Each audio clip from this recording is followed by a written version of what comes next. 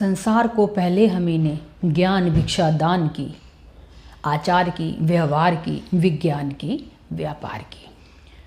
श्री मैथिली शरण गुप्त ने अपनी कविता भारत भारती में भारत की गौरव गाथा का बहुत ही सुंदर वर्णन किया गया है।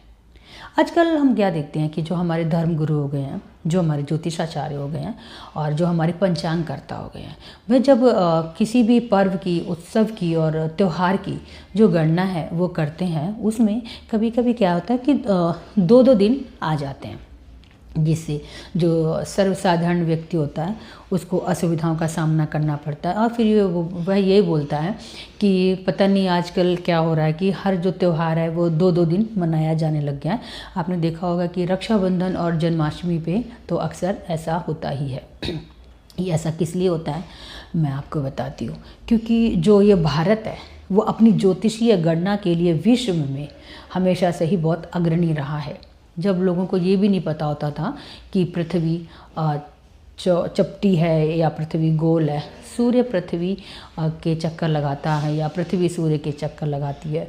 और उत्तरायण और दक्षिणायन का जब पश्चिमी देशों में किसी को बोध तक नहीं था, उस टाइम महाभारत काल में जो हमारे बहुत ही बड़े बड़े विद्वान थे ज्योतिषी से, उन्होंने कहा था, कुरुक्षेत्र में जब युद्ध हो रहा था, उन्होंने कहा था कि पूर्ण शून्य ग्रहण होगा और कुछ समय के लिए पृथ्वी पर अंधेरा छा जाएगा, जिसका लाभ उठा के श्री कृष्ण ने जयद्रथ वध कराया था।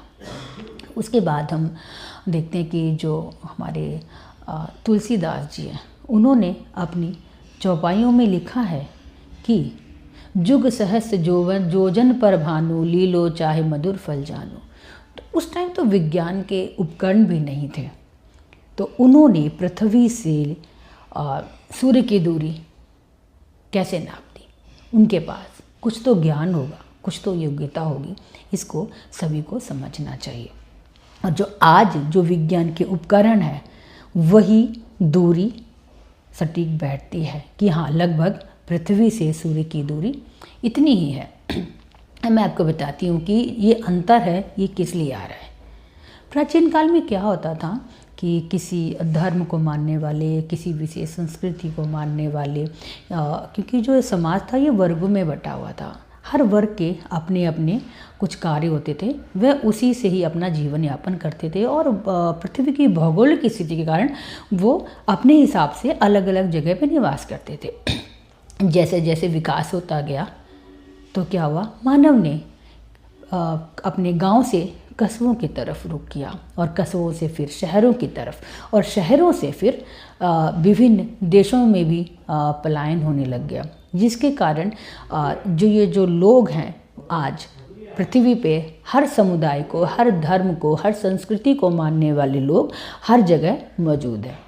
अब ये क्या होता है कि चंद्र कैलेंडर और पंचांग की गणनाओं में अंतर हो जाता है, क्योंकि जो हमारे जितने भी त्यौहार हैं वो चंद्र कैलेंडर के आधार पर ही मनाए जाते हैं, लेकिन विभिन्न विभिन्न क्षेत्रों में पंचांग अलग अलग यूज़ किए जाते हैं, जिसकी गणनाओं में अंतर हो जाता है, तिथियों में कुछ कुछ अंतर हो जाता है, और जिसके कारण ये त्यौहार आज नहीं तो कल मनाया जाने लगा। क्योंकि आजकल आप देख ही रहे हैं एआई का ज़माना है, इंटरनेट का ज़माना है, तो लोग क्या कहते हैं कि वो अपने हिसाब से अपने पंचांग की गणना करते हैं और ये बोलते हैं कि ये त्यौहार हमारे हिसाब से कल मनाया जाने जाएगा। तो जो वहाँ के लोग हैं वो आज न मना के उसको कल मनाते हैं।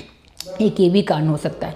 दूसरा कारण ये है कि हमारे जो कई प्रमुख त्यौहार हैं, जो सूर्योदय से लेके सूर्यास्त में जिसका ज़्यादा ही मनाया जाने वाला होता है, क्योंकि सूर्योदय पे जो कोई तिथि होती है वह समाप्त हो जाती है और सूर्यास्त पे दूसरी तिथि लग जाती है और सूर्य उदय पे दूसरी तिथि होती है।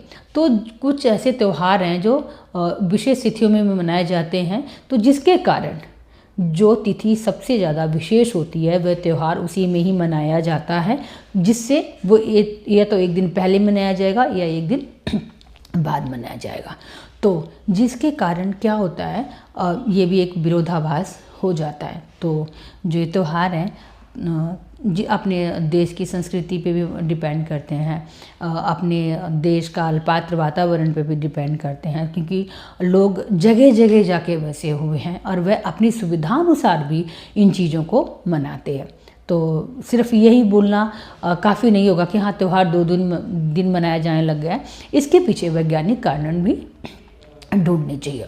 देखिए, मैं तो ये सोचती हूँ कि हमारी जो स्कूल की बेसिक जो शिक्षा है उसमें हम अपने जन्म कैलेंडर को क्यों नहीं उसमें शामिल कर सकते हैं।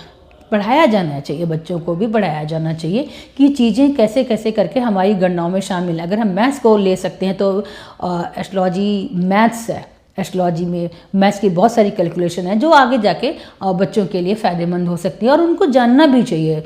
विभिन्न संस्कृति के लोग, विभिन्न देशों के लोग अपने अपने यहाँ के जो रिचुअल्स हैं उनको भी शिक्षा में डालते हैं, उनको भी समझाते हैं कि कैसे होना चाहिए, लेकिन हमारे यहाँ ऐसा कोई प्रावधान नहीं है। तो मेरे ये मानना है कि हम इसको क्यों नहीं इसमें इंक्लूड कर सकते हैं। दूसरी चीज़ मैं आपको ये कहूँगी कि ये जो ज्योतिष शास्त्र है ये मात्र नहीं है, ये बहुत ही ज़्यादा विस्तृत है। जिस तरह कबीरदास कहते हैं ना कि लेखन सब धरती करो, कागज सब धरती करो, लेखन सब बनिहार, और 7 समुद्र की मसी करो, प्रभु गुण लिखा ना जाए। वैसे ही मैं अपने शब्दों में ये जो शास्त्र है इसको वर्णित नहीं कर सकती।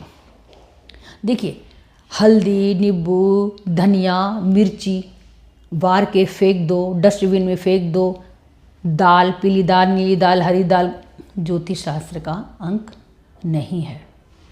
ज्योतिष शास्त्र गणित संहिता और होरा है जिसमें कैलकुलेशंस होती हैं, जिसके फॉर्मूलेस लगाए जाते हैं। हाँ, ये जो अब मैंने जब पहले चीज़ों की बात की है ये ग्रहों से रिलेटेड हो सकती हैं। आप किसी ग्रह का उपाय करोगे, आप कर सकते हो, लेकिन ज़रूरी नहीं कि हर व्यक्ति को ये चीज़ करनी है। तो प्लीज़ मैं हाथ जोड़ के रिक्वेस्ट करती हूँ कि जो आपके ये जो हल्दी, मिर्च, नींबू, धनिया है इनको ज्योतिष शास्त्र का अंक मत बनाइए। विश्व में बहुत ऐसे देश हैं, बहुत देश नहीं, लगभग हर एक ऐसा देश है जिसमें यह ज्योतिष आज पढ़ाया जाता है, जिसमें एस्ट्रोलॉजी पढ़ाई जाती है। लेकिन यहाँ क्यों? यहाँ अंधविश्वास फैलाया जा रहा है। किस लिए? कि ये उपाय कर लो तो ये हो जाएगा, ये उपाय कर लो तो ये होगा। ऐसे नहीं होता है। आप लोगों को आप जो ये उपाय बताते हैं उनकी देखिए अपनी एक विद्या है प्लीज़, लेकिन इसको सिर्फ एस्ट्रोलॉजी में इंक्लूड मत कीजिए, ठीक है? इससे इसका जो पतन हो रहा है हमें उसको बचाना है, क्योंकि हम इसको एक सब्जेक्ट के रूप में लेना चाहिए, इसको साइंस के रूप में लेना चाहिए, अंधविश्वास के रूप में बिल्कुल नहीं लेना चाहिए। तो मैं आपसे कहना चाहूँगी कि उत्तरायण की आप सभी लोगों को बहुत हार्दिक बधाइयाँ और जय माता।